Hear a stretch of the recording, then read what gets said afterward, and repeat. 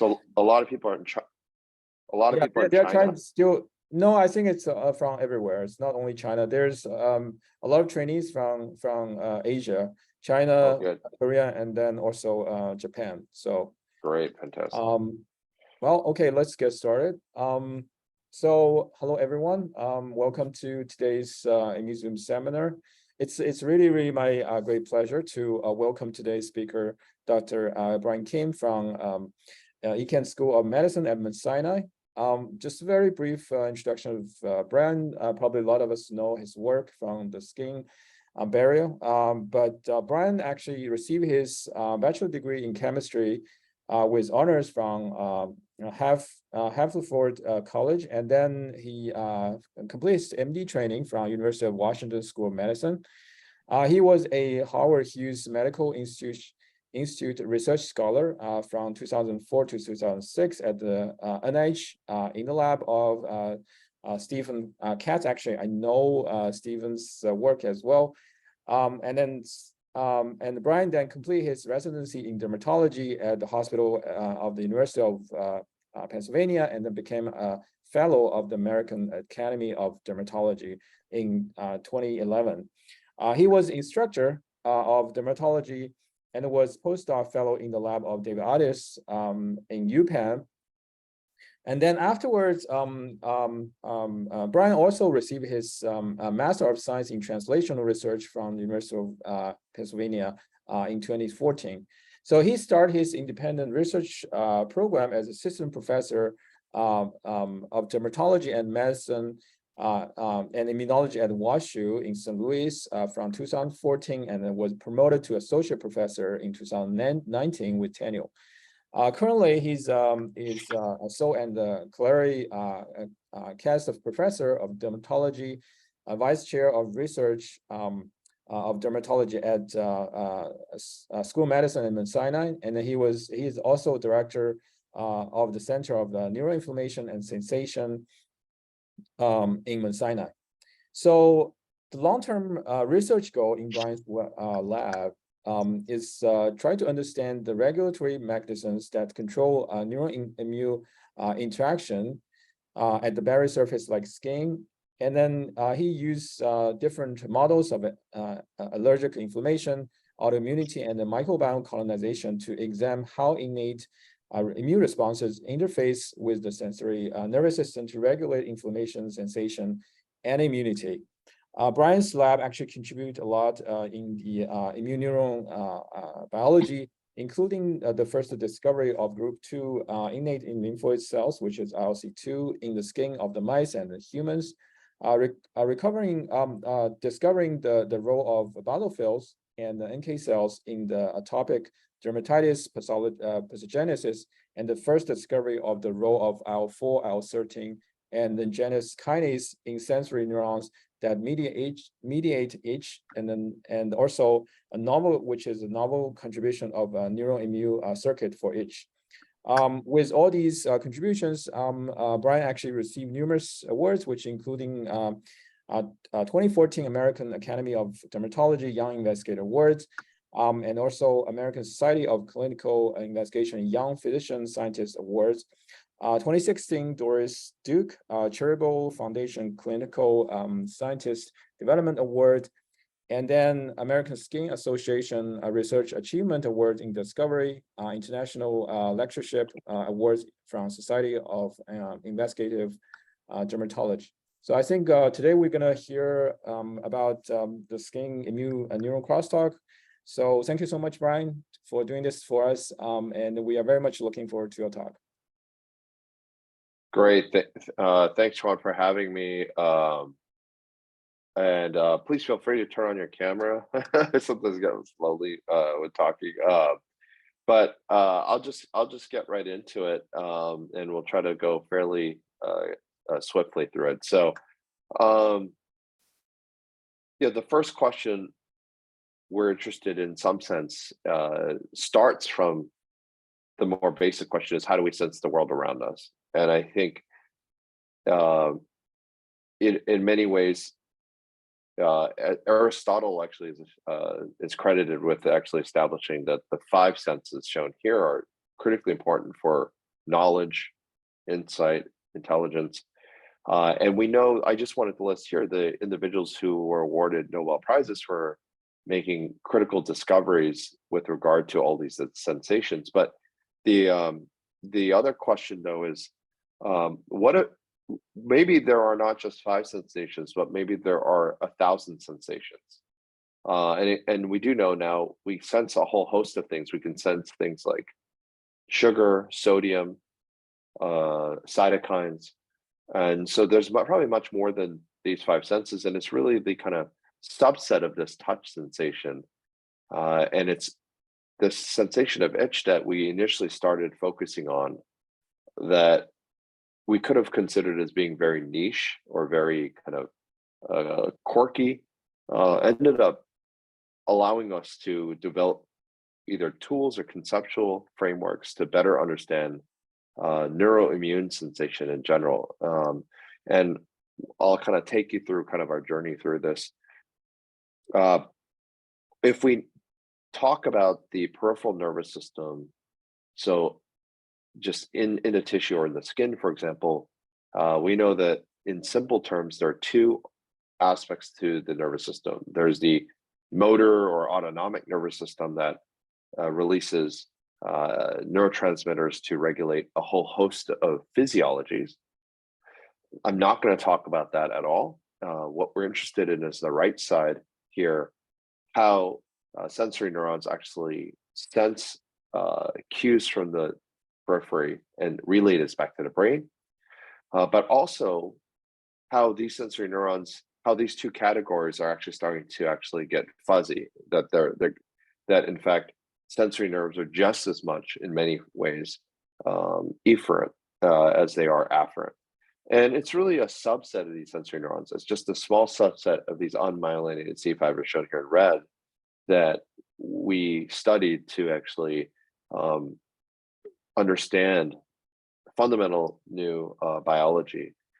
And what allowed at least our laboratory to really focus on it in a very tractable way was the discovery of itch selective molecules, such as the MAS-related G protein coupled receptors or neuropeptides like BNP. The original discovery of gastrin releasing peptide in the spinal cord being a critical molecular mediator for itch in a very selective fashion, and then additionally newer work even within the central nervous system at the parabrachial nuclei. All this is to just say that the molecular and cellular specificity or selectivity of itch is what actually made itch biology become a very real and tractable paradigm. In simple terms, it was widely misunderstood to be just simply a mild sensation of pain. In my opinion, that's what held up itch research for so long. But fundamentally, what we understand is that studying pain more does not help us understand itch. The pathways are quite distinct. But more than that, these because the bar was so high to prove that itch was a truly distinct sensation, that imposed a certain kind of scientific rigor, in my opinion, that allowed us to now use itch in a way as a neurobiological model or a neuroimmunological model for much broader processes throughout the mammalian system. And that's what I'll try to talk about here today. So getting to that point, we know from wonderful studies by, I think this is Sten Lenarson's group, by doing single cell RNA sequencing, for instance, in the vagal ganglia, or more specifically, the jugular ganglia, it's been already identified that there are nerves that mimic at the transcriptional level itch neurons that you would actually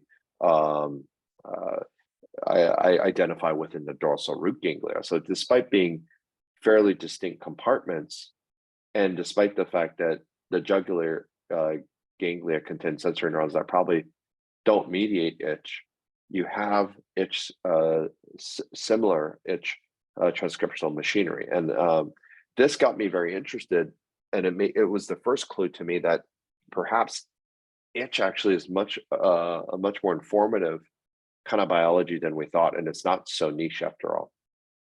I'm actually an immunologist, so the 2 questions in our lab have always been, understanding how does a healthy epithelial barrier become pathologically inflamed. More recently, how does inflammation result in pathologic neurodysfunction? And by studying the skin, we could actually focus very much on itch.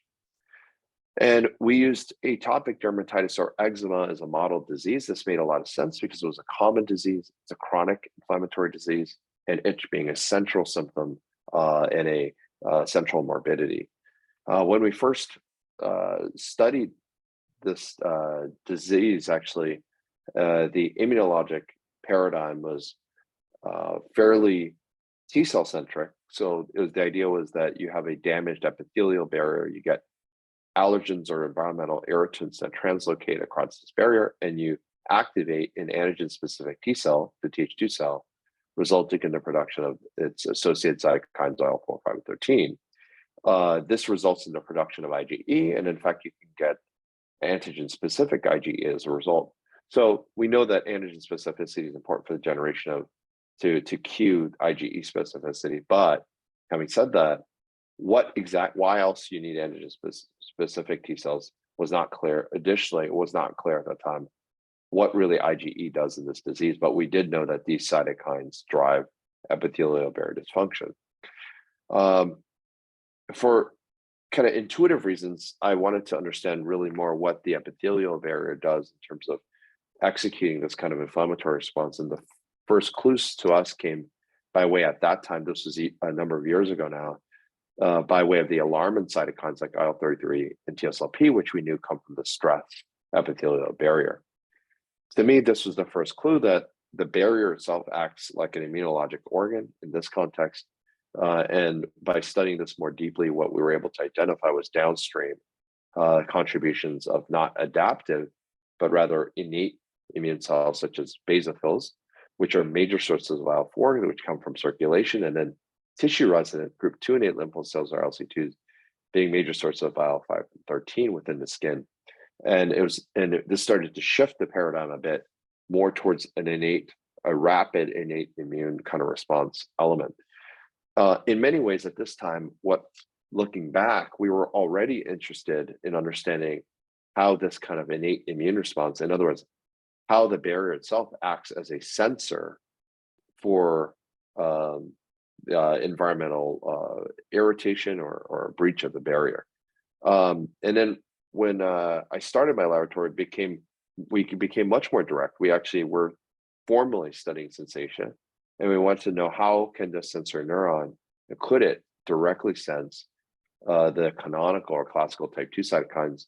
And in fact,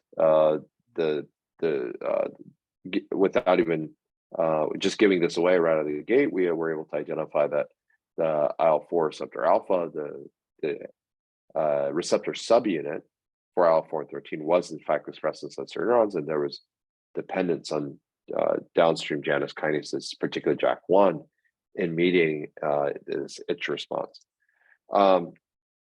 Just to give a little bit of context, this is work from Land and Etchen. We took very simple approaches, nothing high tech. We simply extracted dorsal root ganglia from both mice and cadaveric human donors. We did simply RT-PCR to detect transcript of IL-4 receptor alpha, which I already talked about. We could detect IL-13 receptor alpha 1, and we could detect as a positive control at that time, IL-31 receptor alpha subunit.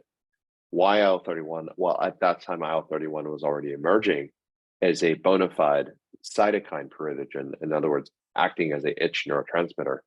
And what's interesting is we find that the expression pattern is highly conserved, even the lack of the expression of IL-5 receptor alpha.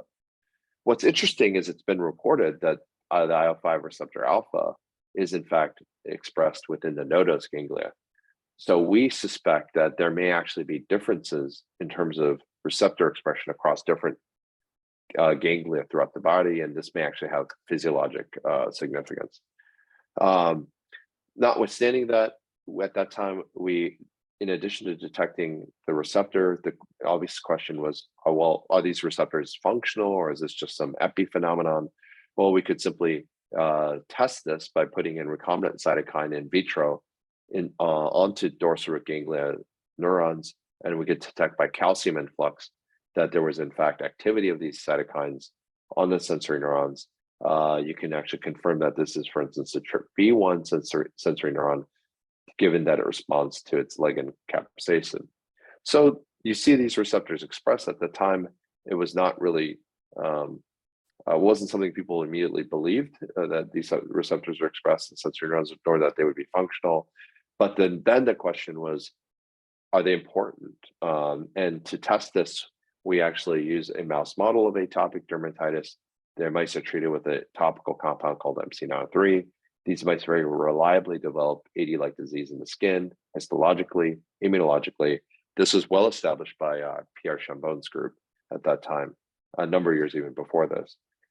If we do RNA sequencing, just bulk RNA sequencing, we see key effector cytokines I mentioned, alarmin cytokines, chemokines, elevated in this model, consistent with what's been reported in human atopic dermatitis.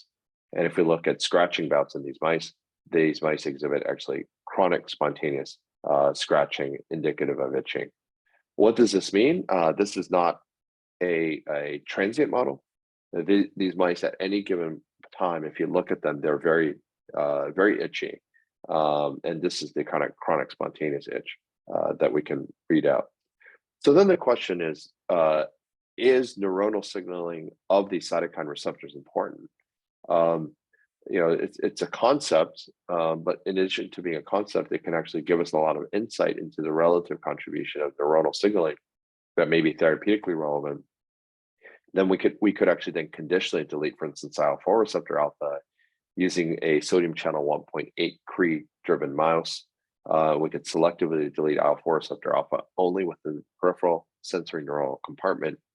And in doing so, we were able to detect a reduction in terms of the scratching bouts, commensurate with the reduction in terms of inflammation. This is where it takes an interesting twist. This was about 2016, I believe.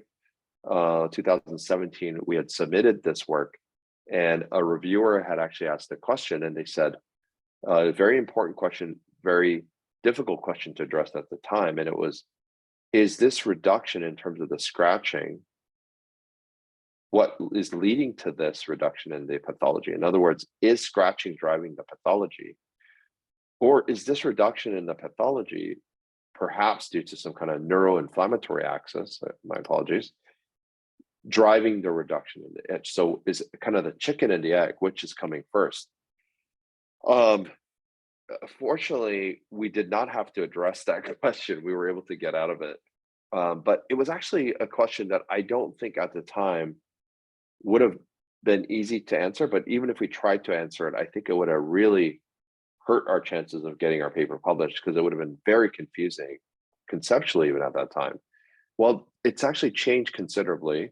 And I'll get to this point. I think it's much easier for us to, as a field, to wrap our heads around what is actually could be going on because of the work of many other groups now that have studied neuroinflammation.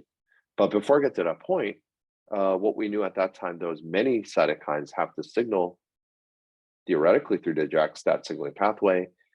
Based on single cell RNA sequencing data sets, we were able to pick up that JAK1 was in fact expressed. We could detect it very richly on specific subsets of these itch neurons.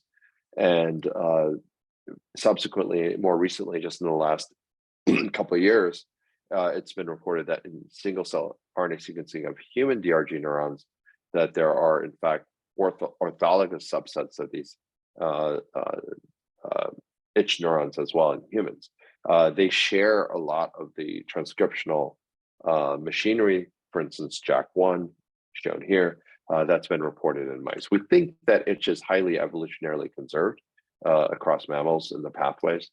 But if we jump ahead now to from 2017, and especially what's happened in the last year, agents, whether they're monoclonal antibodies that block these receptors or JAK inhibitors that selectively target JAK1, have shown to be very effective, particularly with very good anti-itch efficacy in clinical trials for atopic dermatitis, other conditions as well. Upadacitinib is a JAK1 selective inhibitor. Abrocitinib is a JAK1 selective inhibitor. Ruxolitinib, which we pioneered early on, was not a JAK1 selective inhibitor, but JAK1 and 2. We do believe much of its activity derives from JAK1. This was the first topical JAK inhibitor approved in dermatology. And this was the pivotal phase 2 trial to lead that effort. More recently, IL-4 receptor alpha blockade has also been approved, and we were early in instigating this for another condition called prurigo nodularis, which is also a very pruritic disorder that's actually less inflammatory in terms of its early genesis. But notwithstanding the kind of clinical importance of these pathways, we in recent years have actually revisited this concept, and we found that when we actually conditionally delete JAK1 on peripheral sensory neurons only, what we actually find is that at any time point, we see no difference in terms of skin thickness at all. But we see a very exquisite reduction in terms of itch. So this brings up that reviewer's point. Here is a case in which the itch is truly reduced and there's no effect on inflammation. In fact, the point is, in this model, there's very little effect on the skin pathology secondary to the scratching. In other words, the contribution of scratching to the pathology is essentially almost none. You could debate with that, whether that's true in human atopic dermatitis, but that actually affords a unique opportunity to understand what is the contribution of neuroinflammation to the skin. And here we would say that neuroinflammation is probably not contributing at all when you knock out JAK1, whereas when you delete IL-4 receptor alpha, there may actually indeed be a neuroinflammatory component that's independent even of the improvement of itch. So there's something very interesting going on there. But this led us to kind of think a little bit differently about JAK cytokine signaling within sensory neurons. And this actually leads to a story where Stuart Turvey at the University of British Columbia at the time, back in 2017, reached out to me and said, we actually have the first patients with germline JAK1 gain of function mutation. It's this mother and two sons, young brothers, and they have a JAK1 gain of function mutation. It's germline. Of course, this JAK1's activated in the immune cells and the neurons, presumably everywhere in epithelial cells. And sure enough, these children develop atopic dermatitis. They also get some asthma and they get some food allergy. What was interesting, though, that he reported to me is that even when these patients actually got steroids, you could actually reduce their inflammation. So you could lower the amount of eosinophils in their blood. A lot of their other symptoms, even their atopic dermatitis, would get better, but they were still very, very itchy. So it was actually only when they got the JAK inhibitor ruxolitinib that these children were actually not itchy for the first time in their lives. So the concept he was driving at is that perhaps in the peripheral sensory neurons in the skin, the JAK inhibition was able to suppress itch in a way that just simply shutting down inflammation couldn't, because perhaps of the fact that JAK1 activation could not be shut down within the nervous system. Additionally, other patients, this is a patient studied by Dusan Boginovich at Mount Sinai. His lab is just down the hallway from me, identified a patient with another JAK1 gain of function mutation with a very similar kind of phenotype. What's interesting about these patients is that they don't develop severe asthma. They develop severe atopic dermatitis, but not severe asthma. In fact, the food allergy phenotype is also not that penetrant. They get it, but it's not severe. And so there's some elements that don't make a lot of sense, because if JAK1 is fully activated in a germline fashion in these patients, why isn't there atopic diseases across the board, whether it's asthma, atopic dermatitis, food allergy, whatever you want to call it, why isn't it just incredibly activated across the spectrum? That was not the case. In fact, it seems that the skin is actually a particularly activated area, the lung less so. And some of these ideas were starting to make us wonder. And what's interesting, if you actually look at these patients, this is the two brothers, they actually develop atopic dermatitis early and then asthma later. And we actually did what's called an easy measurement to look at their disease severity, and pulmonary function tests were performed to assess their actual lung function. So what's interesting is they still follow a sequence of atopic disorders as observed in what you would consider kind of non-genetic disorder patients. So why in general do patients with asthma develop atopic dermatitis before asthma? There's a theory. The theory is the atopic march hypothesis, is that atopic dermatitis results in leaky skin that sensitizes you to many environmental allergens.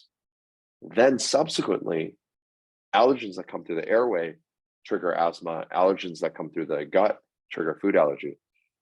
But the question is, if these patients are JAK1 activated out of the gate from birth, why does it take so long? Why do they have to follow these rules of sensitization over time?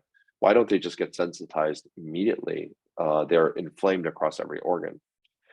So these are the questions that start to be provoked. If you actually look, here's the patients with atopic dermatitis. They actually, by the scoring metrics, they have severe atopic dermatitis. If you look at the pulmonary function test, their asthma is not so severe. There actually is, they have a reduction in terms of their pulmonary function, but it's just slightly below normal. It's not terrible. And so we wanted to understand this a bit better.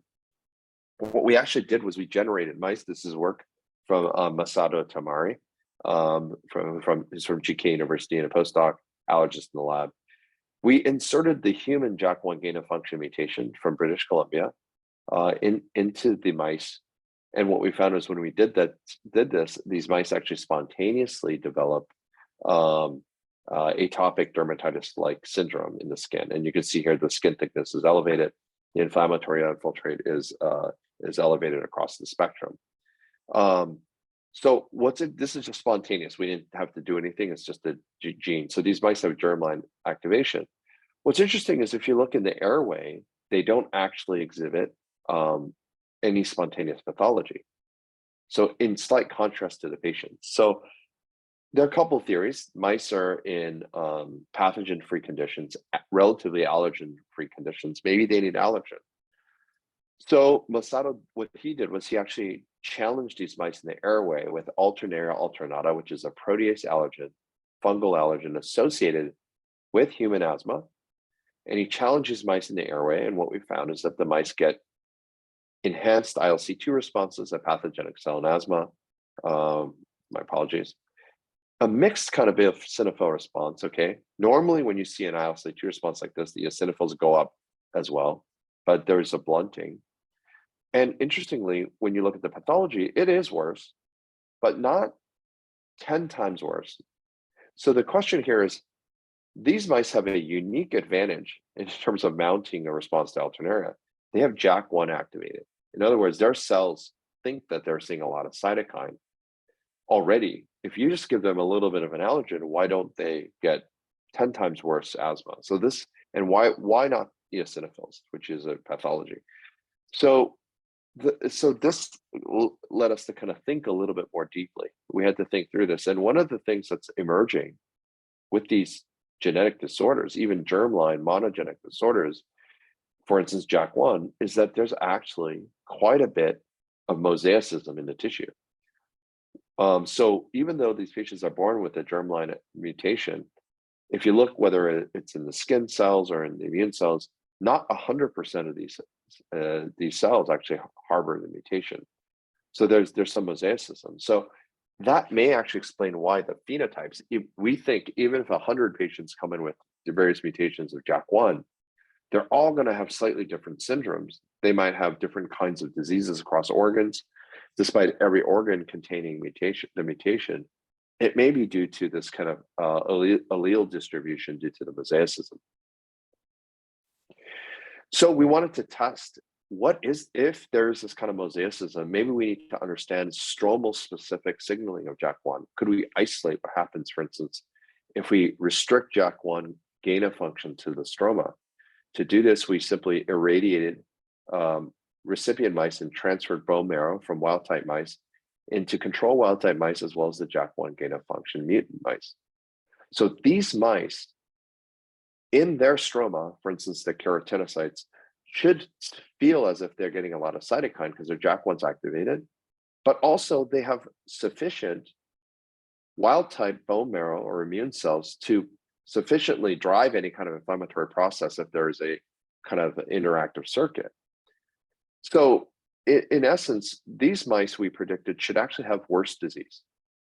They don't. They're actually protected compared to their wild type counterparts if we challenge them with the alternaria alternata in their way. So actually there is also pathologic protection when we do this. So what is going on? So this, we said, well, maybe there's something going on with the sensory nervous system, because we're increasingly appreciating that the sensory nervous system, whether it's the somatosensory nervous system shown here or the vagal sensory nervous system, is not just sensory, but acts, as I mentioned earlier in the talk, releases neuropeptides and is able to regulate inflammation. And this has been shown by a number of groups, even in the airway, for example. So if, for instance, if you take TRPV1 reporter mice, or you take sodium channel 1.8 reporter mice, which are essentially markers of nociceptive neurons, you actually cannot tell the difference between the vagal ganglia or the dorsal root ganglia. They're indistinguishably sensory, comparably.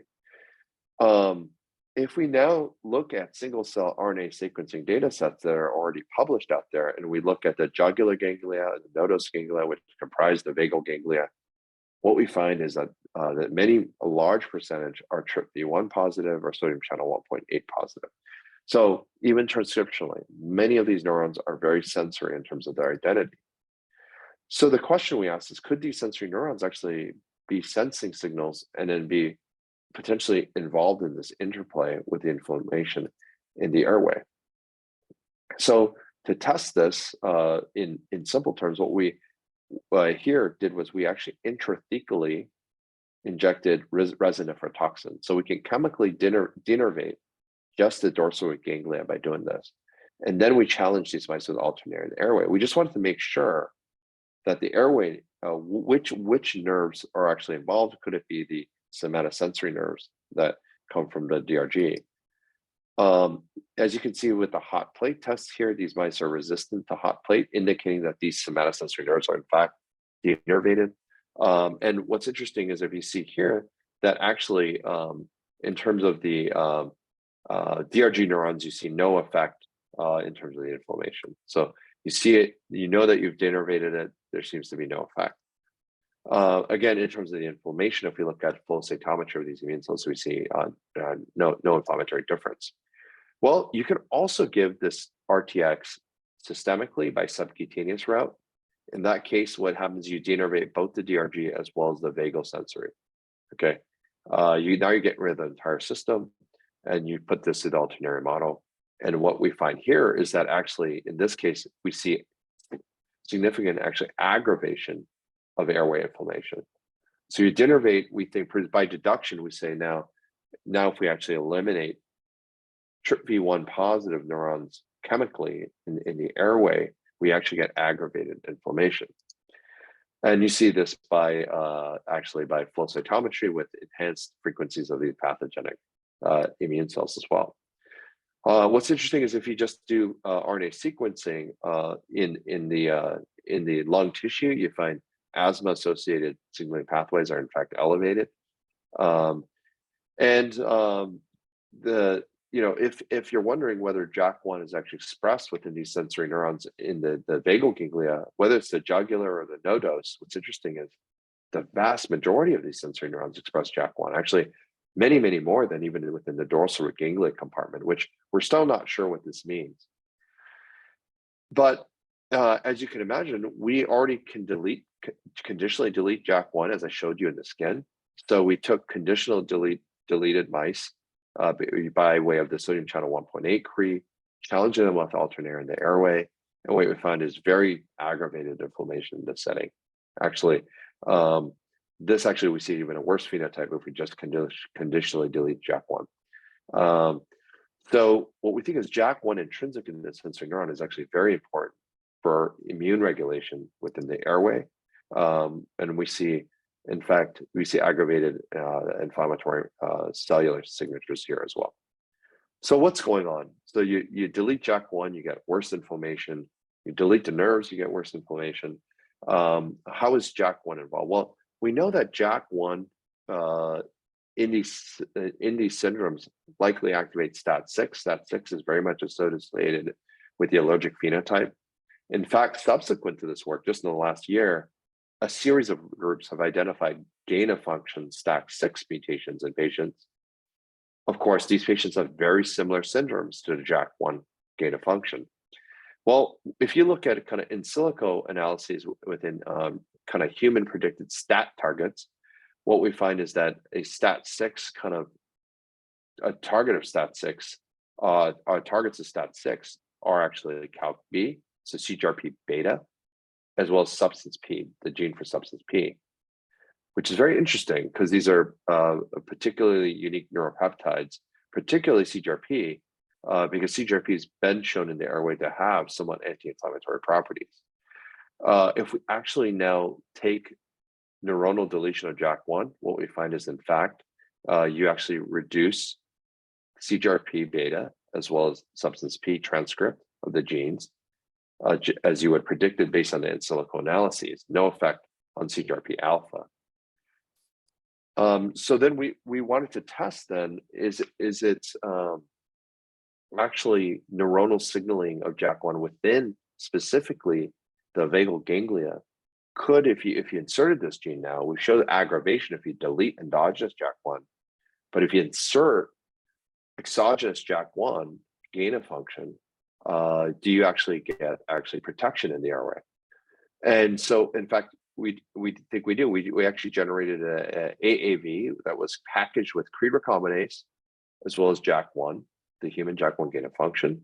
We then infected mice that are Rosa TD tomato stop flocks for TD tomato, so then we can actually report out which cells actually were infected with AAV and by detecting Cre recombinase activity.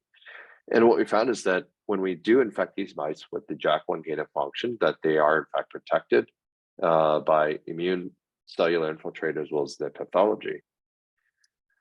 So, so which neurons are in fact infected with AAV when we infect the airway? Well, it's the vagal ganglia. If you look at the vagal ganglia, see nice, apologies. You see these nice red neurons here on the left. If you look on the right, you might see some DRG segmental nerves infected maybe, but it's really, as you can see on the left, the vagal ganglia that are actually infected with the JAK1 gain of function mutant variant. So what we think is actually happening here is that there's actually, in the first part of the talk, is that you actually have cytokines driving JAK1 activation, driving itch sensation. There may be some break, but we don't detect any much in the way of a break here in terms of the itching. But in the airway, sorry, my mouse is sensitive. What we think is happening is that cytokine-driven activation, who knows what kind of sensation you get? We don't think that there's necessarily an obvious sensation detected in the airway. But what happens is that this signaling actually results in the release of neuropeptides that can actually be anti-inflammatory. And we think that CGRP beta may be critically important in this process. CGRP beta is not really well studied compared to CGRP alpha. So what does this actually mean? We think that this may actually mean that it's not all about hypersensitivity that in terms of allergic diseases. In other words, if you have for instance, in the skin, JAK1 that's very prone towards a very itch pathway, a pro-inflammatory pathway, but then JAK1 in the nerves in the airway actually have this circuit break that could actually regulate inflammation, that there may be actually other barriers that are resulting in this delay from atopic dermatitis to asthma to food allergy. It's not just that the patient needs to get sensitized, but the patient's different stromal elements may actually have hardwired ability to actually suppress inflammation that needs to be overcome, for instance, with challenge with alternaria alternata, which we know these proteases now activate the nerve directly, then are able to allow the nerve to become susceptible and render them unable to actually suppress the inflammation. So we think that this adds a new kind of angle to how we view disease pathogenesis. But really, what's interesting is that we started and we've been focused on kind of a skin paradigm, but it's been very informative in allowing us to identify many other both immune and neural components to not just this disease, but potential other diseases. And this has become a very rich therapeutic landscape in both dermatology and the field of allergy, but also by studying chronic itch, we've been able to reverse translate into mice and discover fundamental new neuroimmunology. That's been where we've been able to actually rapidly accelerate development of new therapeutics. But then also by gleaning information from, for instance, patients with inborn genetic disorders, we can further reverse translate and in reductionist fashion, understand cell and tissue specific pathways that reveal new circuits that we were not aware of, and perhaps revised sensory and allergic paradigms. I want to end here by also highlighting work from many other groups shown here that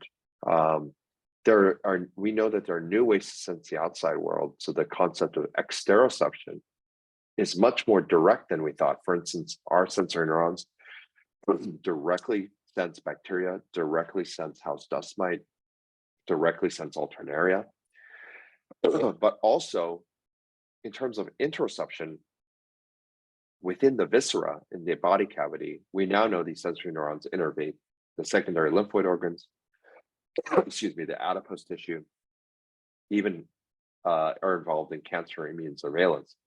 So we feel that sensation is very, very important for all of biology potentially, not just itch or even asthma. And this is really a new scientific and medical paradigm.